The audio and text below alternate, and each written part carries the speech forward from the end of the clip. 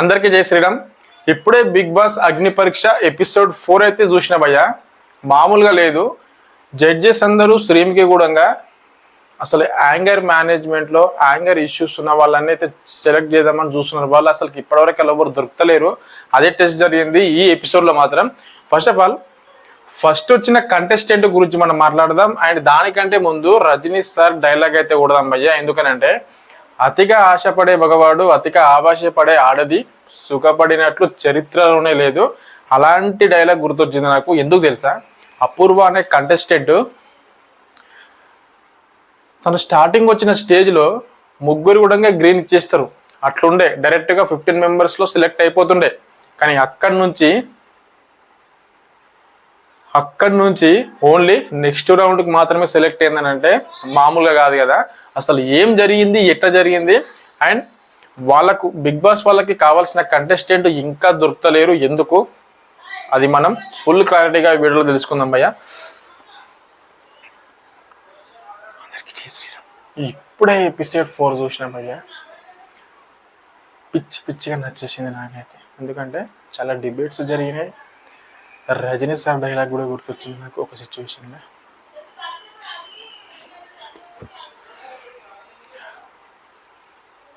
Hi friends, అందరికీ జై శ్రీరామ్. ఇప్పుడే బిగ్ బాస్ అగ్ని పరీక్ష సీజన్ 2 ఎపిసోడ్ 4 చూసిన భయ్య. నాకైతే పిచ్చిగా నచ్చేసింది. ఎందుకు నచ్చింది, ఎట్లా నచ్చిందో చెప్తా. యాక్చువల్గా జడ్జెస్ అయితే ఒక మంచి కోపంగా ఉన్న పర్సన్ని, మంచి యాంగర్ మేనేజ్మెంట్లో చాలా ఇష్యూస్ ఉంటాయి చూడు, ఎక్కడ పడితే అక్కడ గొడవ పడడం, ఎవరిని పడితే వాళ్ళని ఇష్టం వచ్చినట్టు మాట్లాడడం, అలాంటి పర్సన్ని సెలెక్ట్ చేద్దామని చూస్తున్నారు. కానీ ఎవ్వరు కూడా దొరుకుతలేరు. అండ్ ఇంకోటి, ఈ సిచ్యువేషన్లో ఈ ప్రాసెస్లో రజనీ సార్ డైలాగ్ కూడా గుర్తొచ్చింది నాకు ఒక సిచ్యువేషన్లో. అతిగా ఆశపడే మగాడు అతిగా ఆవేశపడే ఆడది సుఖపడినట్టు చరిత్రలోనే లేదు. ఆ డైలాగ్ గుర్తొచ్చింది అపూర్వ అనే కంటెస్టెంట్ను చూస్తే. ఎందుకంటే ఒక ప్రాసెస్లో ఖచ్చితంగా 3 గ్రీన్స్ వచ్చేసి జడ్జెస్ నుంచి మంచిగా 15 మెంబర్ స్క్వేర్లో అయితే సెలెక్ట్ అయిపోతుండే భయ్య. కానీ అక్కడి నుంచి నెక్స్ట్ రౌండ్కి ఛాన్స్ ఇచ్చారంటే అసలు ఏం జరిగింది. అండ్ ఫస్ట్ వచ్చిన కంటెస్టెంట్ ఎవరు? లక్ష్మీ దీపక్ సేనపతి. చాలా హెయిర్ ఉంటుంది, పేపర్లో రాసింది ఒకటి, స్టేజ్ మీద వచ్చి చేసింది ఒకటి. చాలా డిబేట్స్ కూడా జరిగినాయి జడ్జెస్ తోటి. లాస్ట్ కంటెస్టెంట్కి దీపక్కి అసలు ఏం జరిగింది, అండ్ బిందు మాధవి వాటర్ ఎందుకు పోసింది ఆ కంటెస్టెంట్ పైన. అండ్ లాస్ట్లో వచ్చిన బాగి ఫ్రమ్ నెల్లూరు చాలా ఖతర్నాక్ మాట్లాడింది. అండ్ ఆమె కూడా 2 గ్రీన్లు వచ్చినాయి, ఒక రెడ్ వచ్చింది. నెక్స్ట్ రౌండ్కి ఛాన్స్ ఇచ్చారు. అండ్ ఈ ఎపిసోడ్లో ఎవరికి కూడా 3 రేట్స్ రాలేవు. అండ్ ఇంకో పాయింట్ ఏంటంటే జడ్జెస్ అందరూ ఒక యాంగర్ పర్సన్ని చూస్తున్నారు. ఖచ్చితంగా ఎవరికైతే యాంగర్ మేనేజ్మెంట్లో కొంచెం ప్రాబ్లం ఉందో, యాంగర్ ఇష్యూస్ ఉన్నాయో, వాళ్ళు నెక్స్ట్ వచ్చే వాళ్ళైతే ఖచ్చితంగా వాళ్ళు సెలెక్ట్ అయిపోతారు భయ్య. నేను బాండ్ పేపర్ రాసిస్తుంది దీనికి. ఎందుకంటే వాళ్ళు వెతికేది అదే, బిగ్ బాస్కి కావాల్సింది అదే. బిగ్ బాస్ అంటే ఏంటి? గొడవలు కావాలి, వాడు తిట్టుకోవాలి, వీళ్ళని వాడు తిట్టాలి, వెనకాల మాట్లాడాలి, అది చేయాలి, ఇది చేయాలి, పుల్లలు పెట్టాలి. అప్పుడే బిగ్ బాస్ అందరికీ ఇష్టం. అప్పుడే చూసే వాళ్ళు ఎంజాయ్ చేస్తారు. మీరేదో బిగ్ బాస్లోకి వెళ్ళి ఎంజాయ్ చేయాలని కాదు, చూసే వాళ్ళకి ఎంజాయ్ అనిపించాలి. బిగ్ బాస్ అంటే హైప్ రావాలి. అట్లా వాళ్ళు ఉన్న 3 జడ్జెస్ చేసేది అదే. వాళ్ళలో ఉన్న టాలెంట్ ఏదో కనిపెట్టి ఎవరైతే బిగ్ బాస్కి పంపాలనో వాళ్ళే పంపిస్తారు. ఓకేనా? అండ్ ఇంకో ప్రాసెస్ ఏంటంటే, మనం ఆదిరెడ్డి అనే తర్వాత బిగ్ బాస్ రివ్యూవర్గా ఎవరు అంత పేరు పొందేవాళ్ళు అని అంటే మనమే కావాలి. కాబట్టి మీ సపోర్ట్ నాకు కావాలి ఖచ్చితంగా. మన టార్గెట్ ఒకటే, 10,000 సబ్స్క్రైబర్స్ అయితే మనం ఈ సీజన్ అయిపోయే వరకు రీచ్ కావాలని చెప్పేసి నా టార్గెట్. నా నుంచి ఎంత కష్టపడాలో అంత కష్టపడతా. మీ నుంచి రావాల్సిన సపోర్ట్ నాకు like and share and subscribers రూపంలో నాకు రావాలి. కాబట్టి ఇప్పుడు ఇక లేట్ చేయకుండా మనం కంటెంట్ స్టార్ట్ చేద్దాం. ఫస్ట్ వచ్చిన కంటెస్టెంట్ లక్ష్మీ దీపక్ సేనాపతి. ఈ 3 పేర్లు ఉన్నాయని చెప్పేసి ముగ్గురు అనుకోకరి, ఒక్కడే. కానీ మంచి హెయిర్ ఉన్నది. అండ్ పేపర్లో రాసింది ఒకటి, ఇక్కడ చేసింది ఒకటి అని చెప్పినాం కదా. యాక్చువల్గా ఫస్ట్ వచ్చిన ఇంప్రెషన్ చాలా మంచిగా ఉంది. కానీ తర్వాత ఏమైందనంటే, ఎప్పుడైతే నవదీప్ గారు వచ్చేసి ట్రిమ్మర్ అదే ఇచ్చిండో, గ్లాసెస్ పెట్టి ట్రిమ్మర్ ఇచ్చింది కదా, అప్పుడే నాకు అర్థమైపోయింది నన్ను ఖచ్చితంగా ట్రిమ్మర్ చేసుకోమంటారని చెప్పేసి. కానీ పేపర్లో రాసింది ఏంటంటే, నా హెయిర్ ఎక్కువ ఉంది కాబట్టి నా హెయిర్ అక్కడ పేపర్లో నా హెయిర్ గురించి రాస్తే ఖచ్చితంగా నా హెయిర్ ట్రిమ్ చేసుకోమంటారని చెప్పేసి ఆయన రాసింది ఓన్లీ బియర్డ్ అండ్ మీసం గడ్డం గురించి రాసిండు. ఖచ్చితంగా వాళ్ళు నన్ను మీసం గడ్డం ట్రిమ్ చేసుకోమంటారని చెప్పేసి వాళ్ళు చెప్పింది కూడా అదే. కానీ ఇక్కడ అతి తెలివి ఏమి ఉపయోగించిందనంటే మీసం గడ్డం రాసి నన్ను మీసం గడ్డమే వేసుకోమంటారు, ఇది చేసుకోమన్నారు అని చెప్పేసి అనుకున్నాడు. సరే నువ్వు అనుకున్నావు కరెక్టే, మరి అట్లనే వాళ్ళు ఇదే చేసుకోమన్నారు కదా, వెంటనే నువ్వు ఎందుకు చేసుకుంటా అని అన్నావు? దాంట్లో ఏందనంటే పేపర్లో రాసింది మీసం గడ్డం చేసుకుంటే నాకు కొంచెం ఇంట్రెస్ట్ లేదు, నాకు ఇష్టం లేదు ఇది చేసుకోవడం అని చెప్పేసి అని అన్నావు కదా. మరి అక్కడ స్టేజ్ పైన ఎందుకు వెంటనే చేసుకుంటా అన్నావు? అక్కడనే దొరికిపోయినావు. అది తెలివి ప్రయత్నించినావు. ఏది ఉన్నా కానీ జెన్యున్గా నువ్వేందో నువ్వు ఎట్లున్నావో అట్లుండో, అది నీ క్యారెక్టర్ కావాలి అంతే. వాళ్ళు ఇట్లా అనుకుంటారేమో, వీళ్ళు ఇట్లా అనుకుంటారేమో, అది తెలివి నువ్వు ప్రవర్తించినావు అనుకో, ఒక సిచ్యువేషన్లో అది ఎవ్వరికి డౌట్ రాకపోవచ్చు, కానీ డౌట్ వచ్చినప్పుడు నీ లైఫ్ ఖతం అయిపోతుంది ఆడికే. అందుకే నీ లైఫ్ ఖతం అయిపోయింది అని అంటే నీకు నెక్స్ట్ రౌండ్కి మాత్రమే ఛాన్స్ ఇచ్చిర్రు, లేకపోతే అది కూడా ఒక్క గ్రీన్ పైనే నెక్స్ట్ రౌండ్కి నీకు ఛాన్స్ ఇచ్చిర్రు, లేకపోతే చాలా కష్టం అవుతుండే. అండ్ లాస్ట్కి వచ్చేసి అది నీ మిస్టేక్ అని చెప్పేసి నువ్వు కూడా ఫెయిల్ అయినావు కాబట్టి దట్స్ అ గుడ్ క్వాలిటీ అని నేను అనుకుంటున్నా.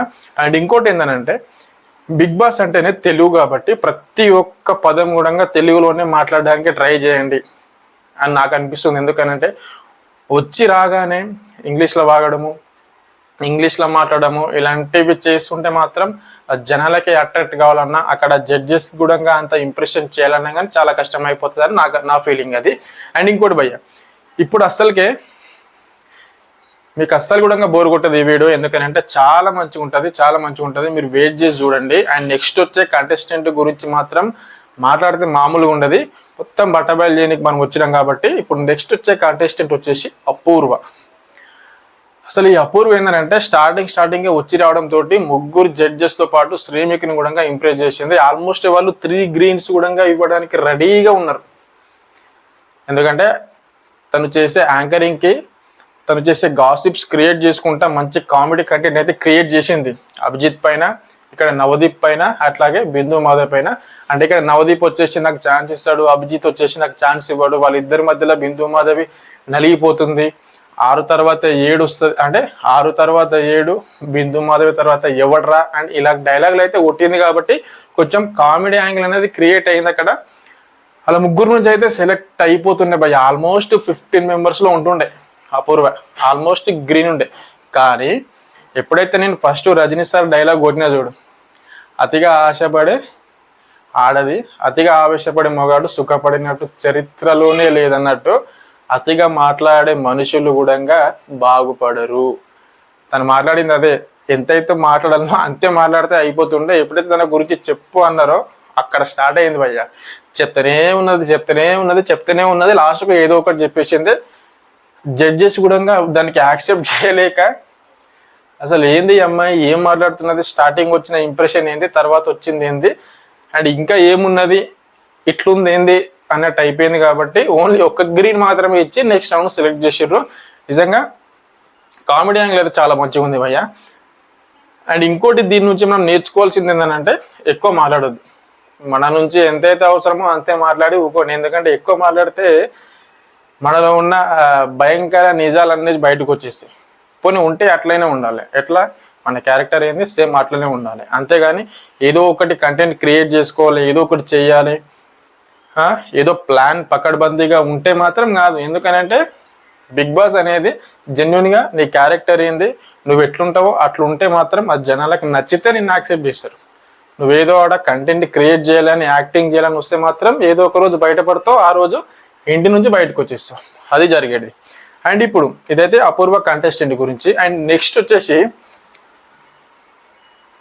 ఈయన గురించి చెప్పాలంటే నిజంగా దీపక్, బిందు మాధవి ఒక సిచ్యువేషన్లో వాటర్ అనేది ఇసిరేస్తుంది, వాటర్ పోస్తుంది, అయినా కానీ ఏం రియాక్షన్ ఉండదు.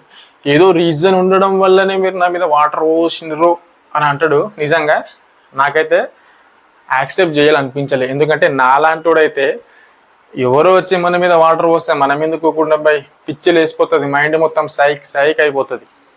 మనం ఊకుంటామా? అసలు ఒక్కోసారి మన తప్పు ఉన్నా కానీ మనం ఊకోం, అట్లుంటుంది. నేనైతే అలాంటిది వాడెవడో వచ్చి మన మీద వాటర్ పోస్తే నువ్వెట్లా ఊకుంటావు బై? నువ్వు మరీ ఎంత మంచి పర్సన్వా, అట్లా ప్రూవ్ చేసుకోవాలనుకుంటున్నావా? అట్లా కాదు. నీ లైఫ్లో చాలా ఫేస్ చేయాల్సి వస్తుంది ఒక్కో సిచ్యువేషన్లో. అంటే నువ్వు ఎక్కడైతే రియాక్ట్ కావాలనో అక్కడే రియాక్ట్ అయితే మంచిగానే ఉంటుంది. కానీ ప్రతిసారి రియాక్షన్ కావద్దు, ఏం జరిగినా రియాక్ట్ కావద్దు, సమ్ టైమ్స్ సైలెంటే బెటరు అని అంటే చాలా కష్టం అయిపోతుంది. నువ్వు రియాక్ట్ అయ్యే సిచ్యువేషన్లో నువ్వు రియాక్ట్ కావాలి. అక్కడ రియాక్ట్ కాలేవు అంటే వాళ్ళు టెస్ట్ చేస్తున్నారు నీకంటే నీలో ఏమన్నా కోపం అనే యాంగిల్ ఏమైనా ఉందా, ఏమన్నా కోపంగా వస్తే నువ్వు ఏమన్నా ట్రిగర్ అయిపోయి ఇంకా వేరే వేరే లాంగ్వేజ్ ఏమన్నా మాట్లాడతావా అంటే ఏమన్నా బూతులు కూడా ఏమన్నా మాట్లాడతావా లేదా అని చెప్పేసి టెస్ట్ చేసింది బిందు మాధవి. కానీ నువ్వు అక్కడ ఫెయిల్ అయిపోయినావు. అక్కడ వాళ్ళకి మొత్తం 0 అనిపించేసింది. క్యాండిడేట్ వెళ్ళడం కష్టం. ఎందుకంటే అందరు మంచి పర్సన్లో వెళ్తే బిగ్ బాస్ నువ్వు కూడా చూస్తాడు భయ్, మొత్తం మంచి మనుషులు ఉంటాయి. ఆల్రెడీ మంచి మనుషులు దొరికిపోయారు వాళ్ళకి, సింగర్ ఝాన్సీ కానీ అండ్ మొన్న రాజకుమారి కానీ. అండ్ ఇంకా అట్లాంటి పర్సన్స్ తీసుకోవాలంటే కష్టమైపోతుంది. ఏదైనా హిడెన్ టాలెంట్ ఉంటే తప్ప. నువ్వు మంచం లేక ఉంటే కాదు. అప్పుడప్పుడు లాస్ట్ టైం వచ్చిన మాస్క్ మ్యాన్ లాగా కూడా ఉండాలి. మరీ అంత తిక్కలుగా ఉంటే కూడా నచ్చుతుంది. కానీ అంతకంటే తిక్కలుగా ఉన్నా ఇంకా నచ్చుతుంది. కావాల్సింది అదే కదా కంటెంట్. బిగ్ బాస్ అంటే గొడవలు పడితేనే మేము హ్యాపీగా ఉంటాం భయ్. చేసే రివ్యూవర్స్ కూడా హ్యాపీగా రివ్యూస్ చేస్తారు, మాకు కూడా మంచిగా ఉంటుంది. కావాల్సింది బిగ్ బాస్ షోకి అదే, వాళ్ళకి కావాల్సింది టీఆర్పీలు ఇవ్వాలి. కానీ ఆ టీఆర్పీ లేసే క్రమంలో ఇలాంటి పర్సన్స్ కూడా ఉంటారు అన్న మెసేజ్ కూడా ఇస్తుంది బిగ్ బాస్ షో. కాబట్టి ఒక మినీ సొసైటీ కాబట్టి అన్నీ ఉంటాయి దాంట్లో. కాబట్టి అందరిని చూస్తారు, అందరిని మంచోళ్ళనే లేకపోతే అందరినీ కోపంగా ఉన్న వాళ్ళనే, అందరినీ ఇలాంటి వాళ్ళనే, అందరినీ తిక్క చేసేటోళ్ళనే పంపించాలంటే కూడా కష్టం. ప్రతి ఒక్కరు ఉంటారు కాబట్టి ప్రతి ఒక్కరిని సెలెక్ట్ చేస్తారు. ఆల్మోస్ట్ అందరు మంచి వాళ్ళు దొరికిపోతున్నారు కాబట్టి సైక్ ఉన్న కూడా కావాలి. నెక్స్ట్ ఎవరన్నా సైక్ ఉంటే లైన్లో మాత్రం ఆల్మోస్ట్ వాళ్ళు ఫిక్స్ అయినట్టే బిగ్ బాస్లోకి. అండ్ ఇప్పుడు నెక్స్ట్ కంటెస్టెంట్ గురించి మనం మాట్లాడితే లాస్ట్లో వచ్చింది భాగ్య ఫ్రమ్ నెల్లూరు. మాట్లాడే భాష, మాట్లాడే యాస అప్పుడప్పుడు నోరు అనేది అట్లా పోతుంటుంది. మాట్లాడుతున్నాం కాబట్టి అట్లా పోతుంటుంది. ఏం కాదు, అడ్జస్ట్ అయిపోండి అంతే. కానీ చాలా మంచిగా ఉంటుంది కంటెంట్ మాత్రం. మన నుంచి చాలా మంచిగా మీరు నవ్వుకునేటట్టు లేకపోతే కామెడీ యాంగిల్ అంతా ఎంతో క్రియేట్ అయ్యేటట్టు నేనైతే మాట్లాడతా. అప్పుడప్పుడు ఇంకా అగ్ని పరీక్ష స్టార్టింగ్లోనే ఉంది కాబట్టి నన్ను ఇట్లా చూస్తున్నారు. లేకపోతే చాలా సీరియస్గా ఉంటుంది నేను మాట్లాడితే. ఖచ్చితంగా మీరందరూ చాలా ఎంజాయ్ చేసేటట్టు నేను మాట్లాడతా, చాలా ఎంజాయ్ చేసేటట్టు నా రివ్యూస్ ఉంటాయని చెప్పేసి నేనైతే ఎక్స్పెక్ట్ చేస్తున్నా. అండ్ మీ నుంచి రెస్పాన్స్ రావాలి. అది చాలామంది వీడియోస్ చూస్తున్నారు, లైక్స్ చేస్తలేరు, సబ్స్క్రైబ్ చేసుకుంటలేరు. సబ్స్క్రైబ్ కూడా చేసుకోండి. ఇంకా నాకు చాలా సపోర్ట్గా ఉంటుంది, చాలా మోటివేషన్ చేసినట్టు ఉంటుంది. ఇంకా మంచిగా రివ్యూస్ చాలా ఫ్రీగా చేస్తా అని నేను చెప్తున్నా. అండ్ ఇప్పుడు భాగి ఫ్రమ్ నెల్లూరు ఆ కంటెస్టెంట్ గురించి మనం మాట్లాడితే చాలా కామెడీ యాంగిల్ ఉంది అండ్ చాలా జెన్యున్గా కూడా ఉన్నది. కానీ బిగ్ బాస్కి వర్తీయా అంటే ఫైనాన్షియల్గా అయితే మంచి సెటిల్డే ఉన్నది, చాలా మంచిగా ఉన్నది. ఏదో జాబ్ కూడా చేసిందంట. కొన్ని రోజులు జాబ్ కూడా లేకుండా ఏదో ఒక పని ఖచ్చితంగా ఖాళీగా ఉండకుండా ఏదో ఒకటి చేసుకోవాలని చెప్పేసి ఏదో ఒక పని అయితే చేసుకుంటూ ఉన్నది. That's a good thing. చాలా మంచి పని అది, ఏదో ఒకటి చేసుకోవడం. కానీ బిగ్ బాస్లోకి వెళ్ళాలంటే మరి అక్కడ వెళ్ళి వీళ్ళు ఉంటారా, ఏం చేస్తారు, ఏం కంటెంట్ క్రియేట్ చేస్తారు. ఓన్లీ లాంగ్వేజ్ గోదావరి స్లాంగ్ ఎట్లుంటుందో తెలుసు. ఆ స్లాంగ్ మాట్లాడితేనే బిగ్ బాస్లోకి పంపిస్తారని అంటే చాలా కష్టం. అయినా కానీ 2 గ్రీన్లు వచ్చినాయి.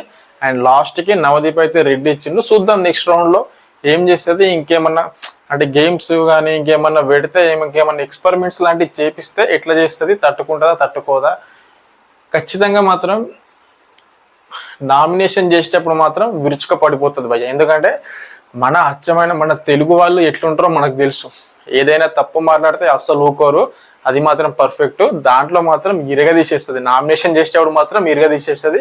దానికి నేను 100% గ్యారంటీ ఇస్తా. కానీ ఇలాంటి వాళ్ళు కూడా ఉంటే బాగుంటుంది. బట్ ఇంకా వీళ్ళకంటే మంచి క్యారెక్టర్స్, మంచి టాలెంట్స్, మంచి ఉన్నోళ్ళు ఇంకా ఉంటే వాళ్ళని కూడా ఫిల్టర్ చేసి తీసుకొస్తే మంచిగా ఉంటుంది అని చెప్పేసి నా ఒపీనియన్. ఒక ఛాన్స్ అయితే ఇచ్చారు. సెకండ్ రౌండ్లో ఏం జరుగుతుందో చూద్దాం. అండ్ ఇది భయ్య జరిగింది ఎపిసోడ్ 4లో. చాలా ఇంట్రెస్టింగ్ అనిపించింది. ఒక 2-3 క్యారెక్టర్లు మాత్రమే, అపూర్వది కానీ అండ్ అట్లాగే వచ్చిన దీపక్ది కానీ అండ్ ఇప్పుడు భాగ్యది కానీ చాలా మంచిగా అనిపించింది. అండ్ ఫస్ట్లో వచ్చిన హెయిర్తో వచ్చిన సేనాపతిది కూడా పర్లేదు, టాలెంట్ పర్లేదు, మంచిగా ఉంది. కాకపోతే మనం ఎట్లయితే ఉన్నామో సేమ్ అదే విధంగా ఉండేట్టు చూసుకోండి. ఏదో ప్లానింగ్ తోని వస్తే మాత్రం చాలా కష్టం. ఎందుకంటే అక్కడ ఉన్న వాళ్ళు ఆల్రెడీ ప్రూవ్డ్. నవదీప్ కానీ, అభిజిత్ కానీ, శ్రీముఖ్ కానీ, బిందు మాధవి కానీ వాళ్ళు అన్ని ఆరితేరు ఉన్నారు కాబట్టి వాళ్ళ ముందు మనం పర్ఫామ్ చేయాలి, ప్లానింగ్ చేసుకుని రావాలంటే చాలా పకడ్బందీగా ఉండాలి. ఉంటే అట్లా, లేకపోతే మనమేందో అట్లా ఉంటే అయిపోతుంది అంతే. ఓకేనా, ఇదైతే సింపుల్. ఇదైతే ఎపిసోడ్ 4 రివ్యూ. ప్రతి ఒక్క అప్డేట్ బిగ్ బాస్ గురించి మీకు కావాలి అనుకుంటే నన్ను ఫాలో అయిపోండి అంతే. మొత్తం బయలు చేసి పడేస్తా. ఏది ఉడంగా లేదు, అన్బయాస్డ్ ఏమి ఉండదు. మనకి ఏది అనిపిస్తే అది చెప్పేస్తాం ఇంకంతే. అండ్ వీడియో నచ్చితే లైక్ చేయండి, సబ్స్క్రైబ్ అయితే చేసుకోండి భయ్యా. Thank you.